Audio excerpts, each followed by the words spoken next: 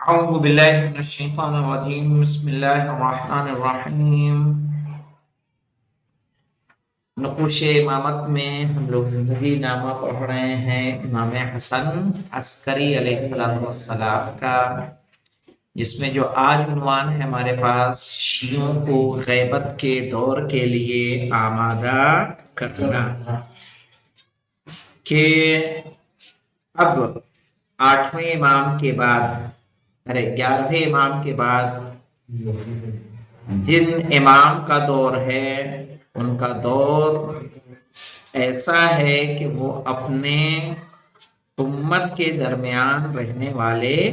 نہیں ہیں۔ حالات ایسے تھے کہ قدرت نے انہیں پردے غیب میں رکھا اور ابتدا میں ان کے دائرے کو محدود رکھا گیا تاکہ ان کا رابطہ مخصوص افراد سے رہے، ہر کسی کی رسائی امام تک نہ ہو سکے، کہیں ایسا نہ ہو کہ حکومت بھی امام تک پہنچ جائے اور امام کے قتل کا سبب بنے۔ تو لیکن اس کے لیے آمادگی ضروری ہے کہ نہیں ضروری ہے؟ مثلا 8ویں امام کے بعد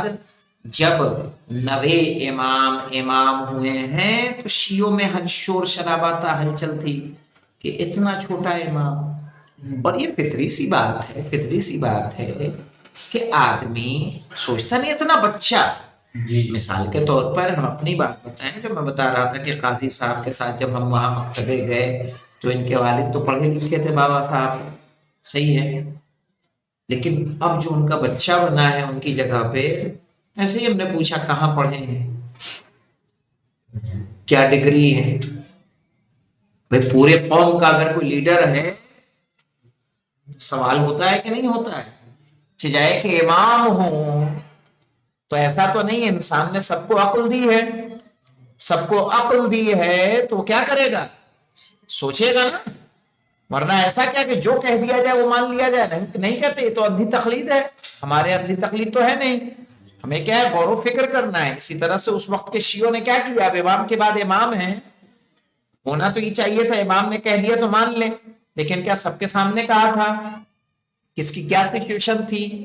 بہرحال امام کی امامت میں شک کیا گیا۔ ایک بچہ 8-9 سال کا پوری امت کا رہبر ہو، پوری امت کی ذمہ داری اس کے کاندھوں پر ہو، صحیح ہے، تو اس کی صلاحیت کے بارے میں سوچے گا کہ نہیں سوچے گا انسان؟ تو جب ان کے لیے اور پھر مناظرے ہوئے، لوگوں نے آ کے امام سے سوالات کیے اور امام نے جب ان کے جواب دیے، غیب کی خبریں بتائیں، تب جا کے ان کا یقین محکم ہوا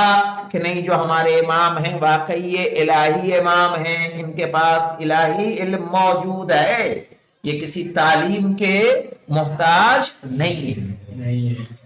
اب ایسی صورت میں ایک وہ امام کہ جو ہماری نگاہوں کے سامنے ہے ہی نہیں، ہم اسے امام تسلیم کرنا ہے، یہ آسان مرحلہ نہیں ہے، اور اس کے لیے ائمہ نے محنت کی ہے اور ایک تمہید بنائی ہے، کس کے ذریعے؟ اپنے وکیلوں کے ذریعے، کہ امام اگر لوگوں تک نہیں پہنچ سکے ہیں، امام اگر قید و بند کی زندگی گزار رہے ہیں، تو اپنے وکیل معین کیے تاکہ ان کے ذریعے سے ان کے معاملات حل ہوتے رہیں، جس سے شیعہ کیا ہوئے؟ عادی ہو گئے۔ اسی لیے کہا رقوم شریف فلا کو دو، ہر کوئی اگر امام تک پہنچنے کی کوشش کرے گا تو امام کی جان کے لیے کیا ہوگا؟ خطرہ ہوگا۔ ایسے میں لوگ لا کے کیا کرتے تھے؟ امام کے معین کردہ افراد کی طرف، یہاں تک کہ باقی وکلا بھی جو کہ اہم وکیل کو لا کے دیتے تھے، اس سے پہلے ختم ہمارے گزر چکا ہے۔ تو اس سے کیا تھا؟ لوگوں کی تربیت ہو رہی تھی۔ آئیے دیکھتے ہیں کہ شیعوں کو غیبت کے دور کے لیے آمادہ کرنا ہے، اس بات کو پیش نظر رکھتے ہوئے کہ کسی بھی گروہ کے امام اور رہبر کا غائب ہو جانا ایک غیر فطری اور غیر مانوس حادثہ ہے۔ بھائی جناب موسیٰ چلے گئے تھے آپ کوہ طور پر، 30 دن کا وعدہ کر کے گئے تھے، جب 40 دن ہوئے تو سامری نے کیا کر دیا؟ گمراہ کر دیا کہ نہیں کر دیا؟ کہ موسیٰ تم گئے چھوڑ کے، اب آنے والے نہیں ہیں۔ تو غیر فطری اور غیر مانوس حادثہ ہے، اور اس کا یقین کر لینا نیز اس سے پیدا ہونے والی مشکلات کو برداشت کرنا انسانیت کے لیے دشوار مسئلہ ہے۔ صحیح ہے، پیغمبر اسلام صلی اللہ علیہ وآلہ وسلم اور ائمہ معصومین علیہ السلام آہستہ آہستہ لوگوں کو اس موضوع سے آشنا کراتے تھے اور لوگوں کی فکروں کو اس موضوع کو قبول کرنے کے لیے آمادہ کرتے تھے۔ امام علی نقی علیہ السلام اور امام حسن عسکری علیہ السلام کے دور میں جس غیبت کا زمانہ نزدیک تھا، صحیح ہے، کوشش کچھ زیادہ محسوس طریقے سے دیکھنے کو ملتی ہے، جیسا کہ امام ہادی، یعنی کون؟ 10ویں امام، جیسا کہ امام ہادی علیہ السلام کی زندگی میں دیکھا کہ آپ معمولاً اپنے کاموں کو نمائندوں کے ذریعے سے انجام دیتے تھے، آئی نا بات وہی؟ صحیح ہے، اور بہت کم خود وہ لوگوں سے براہ راست رابطہ رکھتے تھے۔ امام حسن عسکری علیہ السلام کے دور میں اس میں مزید اضافہ ہوا، کیونکہ امام علیہ السلام تک ایک طرف تو امام مہدی علیہ السلام کی ولادت پر تاکید کرتے ہوئے آپ کو صرف اپنے خاص اور بہت ہی نزدیکی افراد کو دکھاتے تھے، صحیح ہے، خاص اور بہت نزدیکی افراد، اور دوسری طرف شیعوں سے آپ کا براہ راست رابطہ روز بروز محدود اور کم ہوتا جا رہا تھا حکومت کی سختیوں کے چلتے، اس طریقے سے کہ خود شہر سامرہ میں بھی شیعوں کے سوالوں اور درخواستوں کا جواب خط یا نمائندوں کے ذریعے دیا کرتے تھے۔ سامرہ میں رہ رہے تھے، سامرہ میں جو جگہ تھی وہ کہاں تھی؟ ایک چھاونی تھی نا فوجی، اب ایسے میں کتنے لوگ آ کے امام سے مل سکتے تھے، اور اس طرح سے انہیں اثر غیبت اور امام کے ساتھ غیر مستقیم رابطے کے دور کے حالات اور تکلیفوں کو برداشت کرنے کے لیے آمادہ کرتے تھے، جیسا کہ آگے معلوم ہوگا کہ یہ وہی طریقہ ہے جسے بات کو 12ویں امام علیہ السلام نے غیبت صغرا کے دور میں اپنایا اور شیعوں کو آہستہ آہستہ غیبت کبریٰ کے لیے آمادہ کیا۔ ختم ہو گیا؟ اب اس کے بعد اپنے زمانے کے امام زمانہ عجل اللہ تعالی فرجہ الشریف کی زندگی نامہ شروع ہو گیا۔ اللہم صلی علی محمد وعلی اچھا، محمد۔ امام حسن عسکری علیہ السلام کا وہ واقعہ تو آپ کے ذہن میں ہوگا، ہڈی والا اور بارش والا، جی آقا، صحیح ہے، اور جی اس طرح سے اور بھی متعدد واقعات ہیں امام حسن عسکری علیہ السلام سے کہ کس طرح سے اپنے، لیکن اگر واقعات کی طرف آپ کو جانا ہے تو کہاں جانا ہوگا مولانا؟ کون سی کتاب آپ کو زیادہ مناسب ہے جو اردو میں اویلیبل ہو سکتی ہے؟ 14 ستارے ہیں۔ ہاں، 14 ستارے ایک اچھی کتاب ہے۔